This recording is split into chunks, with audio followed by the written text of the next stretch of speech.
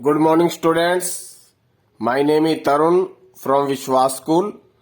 तो जैसा कि हमारी ऑनलाइन क्लासेस आपको पता ही है कि शुरू हो चुकी हैं, तो इन ऑनलाइन क्लासेस के अंदर आज हम आपके म्यूजिक विषय को शुरू कर रहे हैं।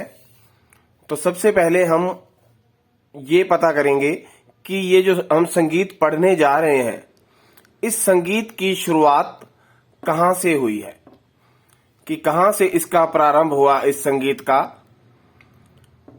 तो संगीत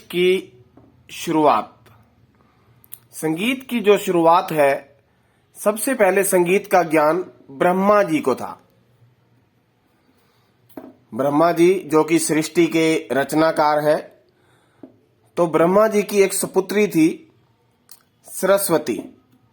ब्रह्मा जी ने वो संगीत का सारा ज्ञान अपनी पुत्री सरस्वती को दिया, और सरस्वती ने जितना भी संगीत का ज्ञान था वो नारद जी, सभी ने नाम सुना होगा नारद मुनि का, जो ब्रह्मलोक में घूमते रहते थे।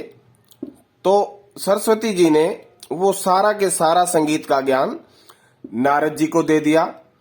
और नारद जी जब घूमते रहते थे तो वहां गंधर्व और अप्सराएं स्वर्लोक के अंदर घूमती थी। गंधर्व मतलब देवी देवता।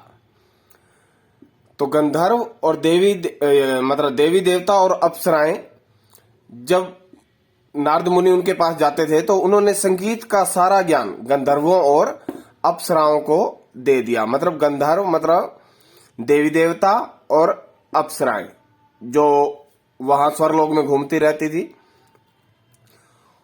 और उसके बाद जब ये गंधर्व और अप्सराएं पृथ्वी लोक पर आई, तो इन्होंने पृथ्वी वासियों को वो संगीत का सारा ज्ञान दिया।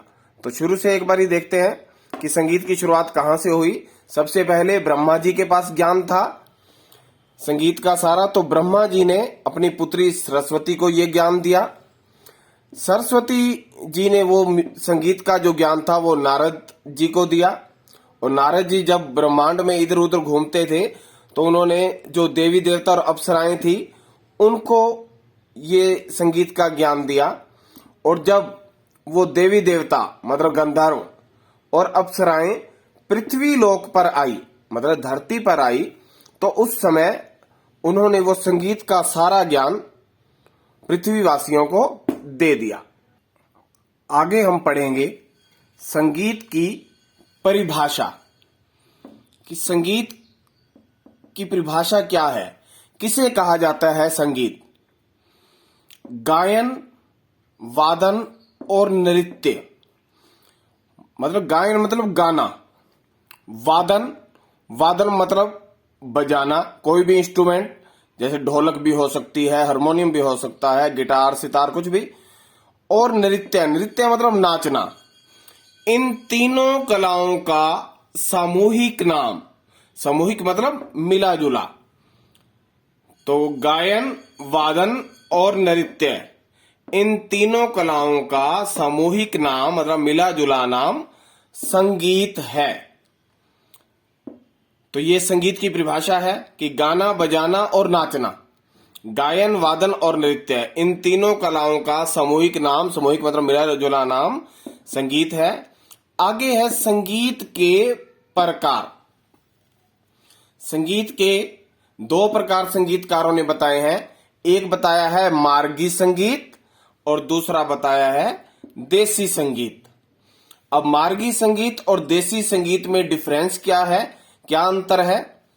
मार्गी संगीत ये देवी देवताओं के द्वारा प्रयोग किया जाता है। ये वाला संगीत देवी देवताओं के द्वारा मोक्ष की प्राप्ति के लिए, मतलब जो उन्हें अध्यात्म की ओर, ऐसा संगीत जो अध्यात्म की ओर ले जाता है, मतलब धर्म की ओर ले जाता है, वो मार्गी संगीत कहलाता है। और इसका प्रयोग देवी देवताओं के द्वारा किया जाता था पुराने समय में, देवी देवताओं के द्वारा मोक्ष की प्राप्ति के लिए किया जाता था। और दूसरा है देसी संगीत। देसी संगीत क्या होता है, एक निश्चित स्थान पर रहने वाले लोगों के द्वारा इस संगीत का प्रयोग किया जाता है। एक निश्चित स्थान पर रहने वाले लोगों की क्या होती है, संस्कृति जैसे अलग है, उनका धर्म अलग है, उनकी वेशभूषा अलग है, तो उस आधार पर इस देशी संगीत का प्रयोग किया जाता था।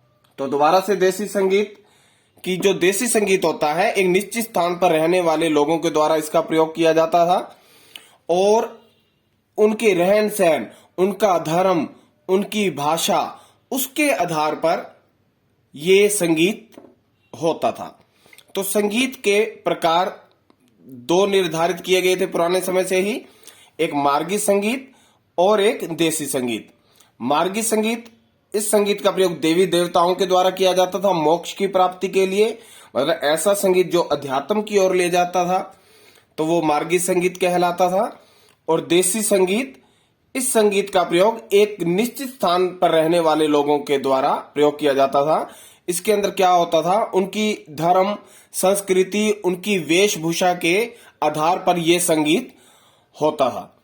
तो हमने क्या पढ़ा कि संगीत का जन्म कहां से हुआ और संगीत की परिभाषा और संगीत के प्रकारों के बारे में आज हमने पढ़ा।